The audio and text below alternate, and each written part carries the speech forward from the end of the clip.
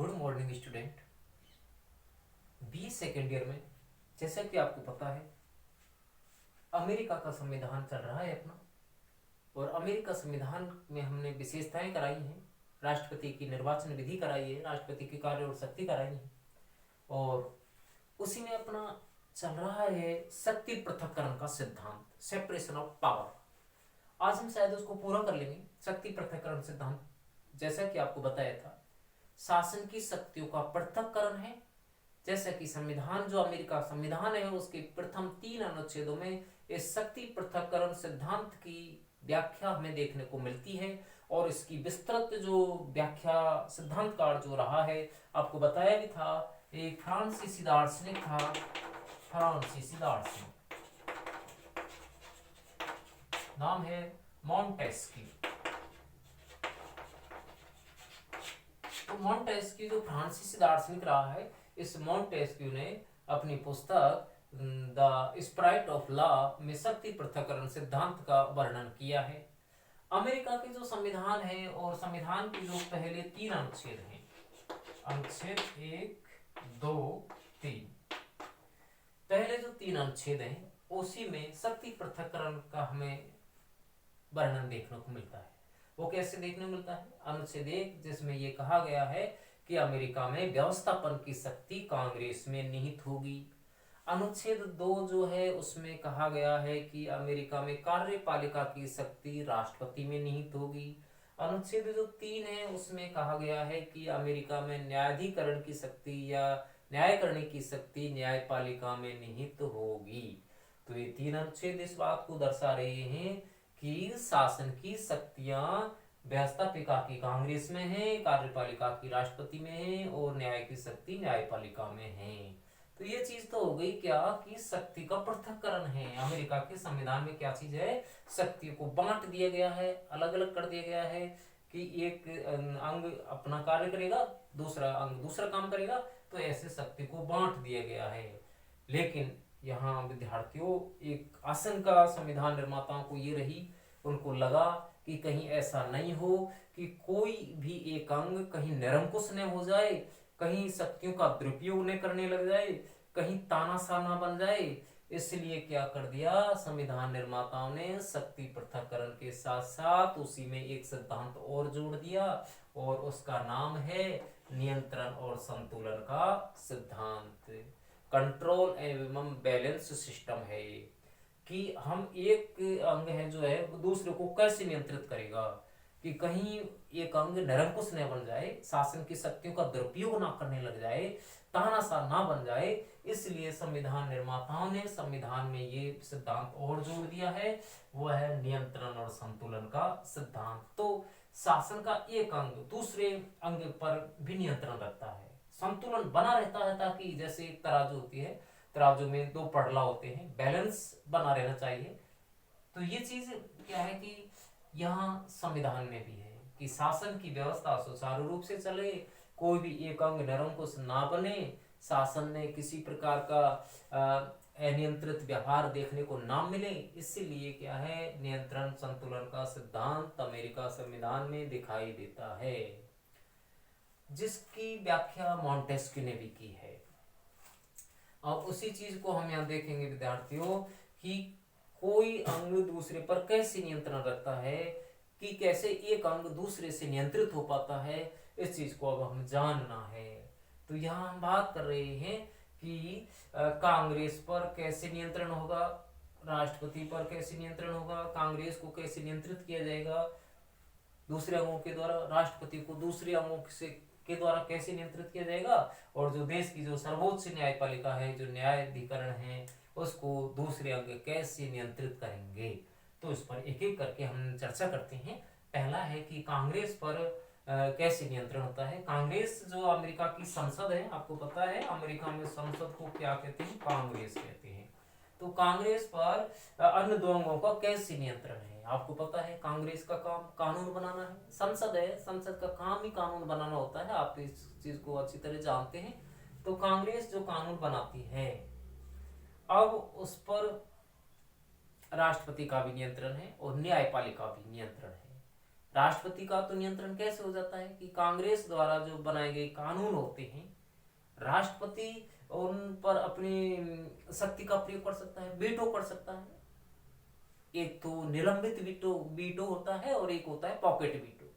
निलंबित वीटो में क्या करता है कि राष्ट्रपति मान के चले संसद ने कोई कानून बना दिया है, पारित कर दिया है और राष्ट्रपति ने उसको क्या है हस्ताक्षर नहीं किए हैं, तो ऐसी स्थिति में वो निलंबित हो जाएगा। और मान के चलो जो राष्ट्रपति ने उस पर रोक लगा दी और दोबारा संसद ने उसको विधेयक को पारित कर दिया, अपने 2/3 बहुमत से पारित कर दिया और दोबारा वो राष्ट्रपति के पास विधेयक के हस्ताक्षर के लिए जाएगा, तो राष्ट्रपति को अपनी अनुमति देनी होती है।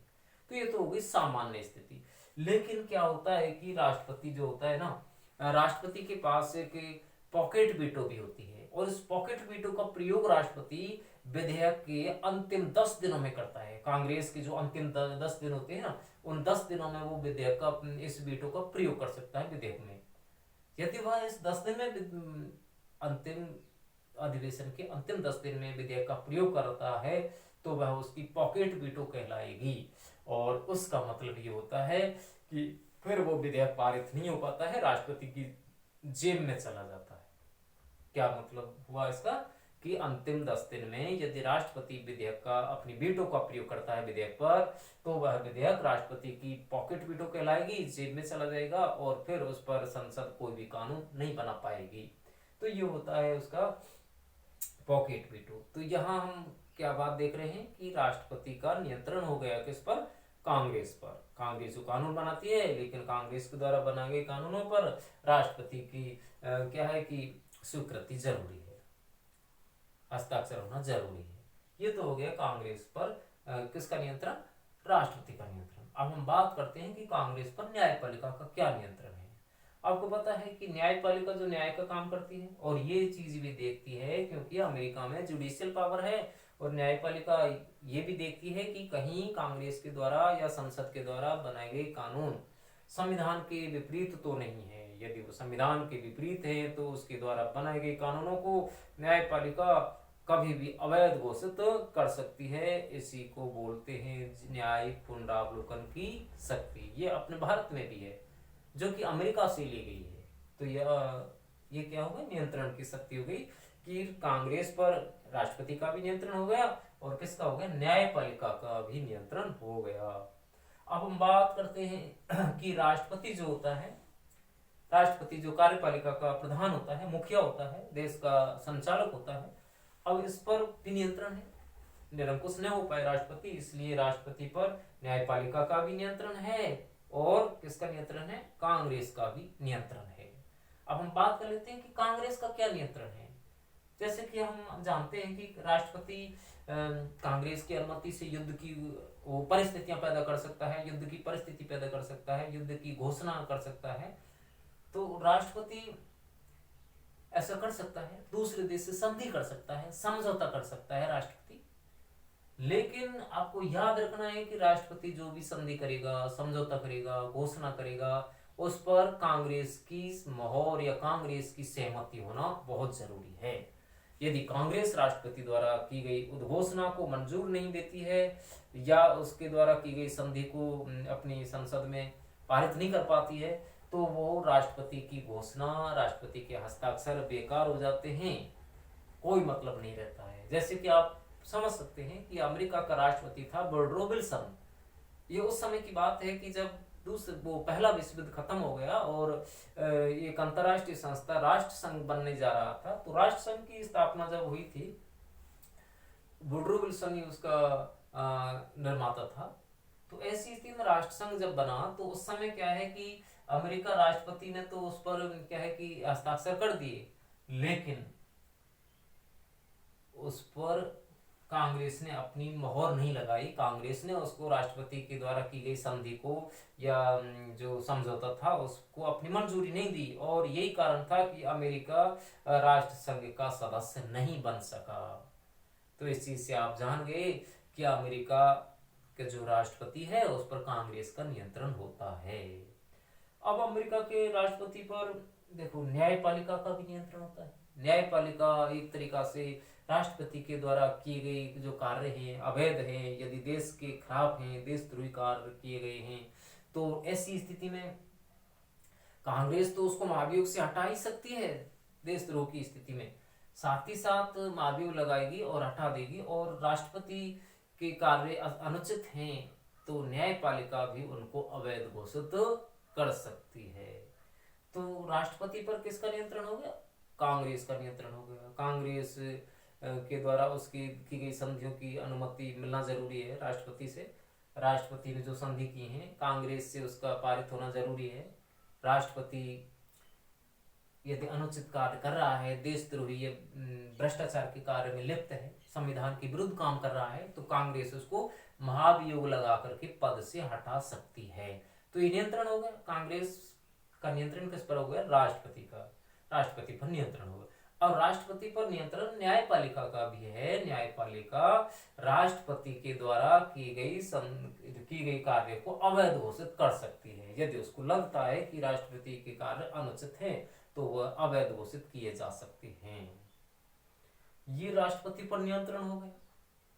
अब हम बात कर लेते हैं कि न्यायपालिका पर, वहां का जो सर्वोच्च न्यायालय है, अमेरिका का सर्वोच्च न्यायालय, उस पर कांग्रेस का क्या नियंत्रण है और राष्ट्रपति का क्या नियंत्रण है, इस पर भी बात कर लेते हैं। तो न्यायपालिका, जैसे कि संविधान के अनुच्छेद 3 में लिखा हुआ है कि न्याय की शक्ति सर्वोच्च न्यायालय में निहित होगी और उसके अधीनस्थ न्यायालय में निहित होगी। तो न्याय करने की जो शक्ति है अमेरिका के सर्वोच्च न्यायालय और उसके अधीनस्थ न्यायालय में निहित होती है, जो समय समय पर बनते हैं, गठित होते हैं। ये चीज जान ली, ठीक है ना। अब हम बात कर रहे हैं कि न्यायपालिका पर कांग्रेस का नियंत्रण क्या है और राष्ट्रपति का नियंत्रण क्या है। कांग्रेस का नियंत्रण तो यह है कि न्यायपालिका जो होती है, यदि वो मान के चलो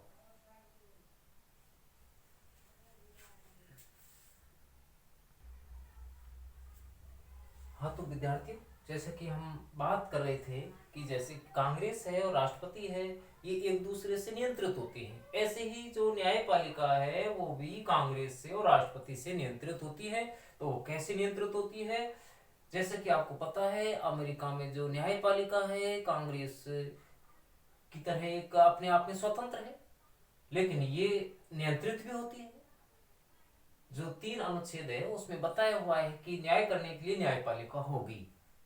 अब ये जो न्यायपालिका है, जो शासन का तीसरा अंग है, ये नियंत्रित कैसे होती है? राष्ट्रपति तो इसको ये नियंत्रित करता है कि राष्ट्रपति, हम देख रहे हैं कि जो न्यायाधीश होते हैं, न्यायाधीश जो होते हैं वो राष्ट्रपति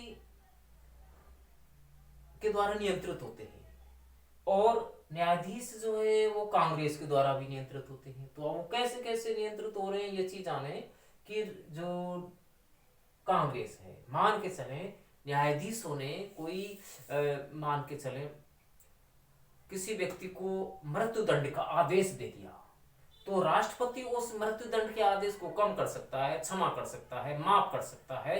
जैसे भारत का राष्ट्रपति है किसी की सजा को माफ कर देता है, ऐसे अमेरिका का राष्ट्रपति है वो न्यायाधीश के द्वारा दी गई सजा को, किसी अपराधी की सजा को कम कर सकता है। तो ये क्या हो गया? नियंत्रण हो गया राष्ट्रपति का न्यायपालिका पर। अब हम बात कर रहे हैं कि कांग्रेस भी नियंत्रित करती है न्यायाधीशों को। अब वो न्यायपालिका को कैसे नियंत्रित करती है? एक तो यह कि मान के चले कोई न्यायाधीश भ्रष्टाचार में लिप्त पाया जाता है, संविधान के विरुद्ध काम कर रहा है, देशद्रोही काम कर रहा है, तो कांग्रेस उसको महाभियोग लगा करके पद से हटा सकती है। तो ये नियंत्रण होगा। और कैसे नियंत्रित करती है कांग्रेस न्यायपालिका को? न्यायपालिका मान के चले